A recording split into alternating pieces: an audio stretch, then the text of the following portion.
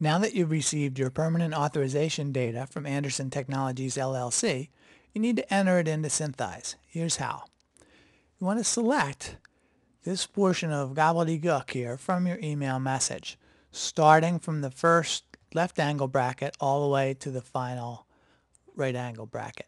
You want to be sure to include both the angle bracket at the beginning and at the end.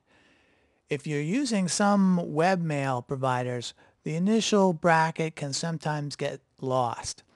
If that happens, you want to copy this data onto the clipboard, as we're about to do, and then in TextEdit or Notepad, put that left angle bracket back at the beginning and then reselect the whole thing so that you have it back in place. So now that you've selected this information, you want to hit Control C or Command C to put it onto the clipboard. Then you're going to start up Synthize. And as you see here, there's still some time remaining on my temporary license. If the temporary license had expired, the registration dialog would have appeared immediately, but instead I'm going to use the Help menu here to bring it up directly. Here's the Help registration dialog. And all I'm going to do is hit this button at the lower left, Use License on Clipboard. That enters in that registration data. Now the customer care information dialog appears. Okay, this information is used by Synthize to check for the latest builds and messages from here in the factory. So this information is in the email also. If you look down at the very at the very end of this message, you'll see you can log in as Mon06 and then ABC789.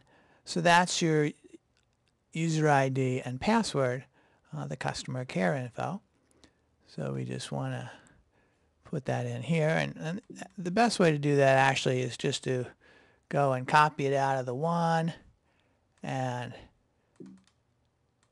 then paste it into the other and do the same thing for the password, because that way you don't have to worry about whether some things are digits or letters or anything. So we do that. You'll notice then at the end you can select how often you want Synthize to check for new updates, and you can select either the the daily is a good choice or on every Synthize startup. I do recommend that you have Synthize be able to check up. So once you've completed that, you hit OK. And Synthize tells you need to restart to finish up.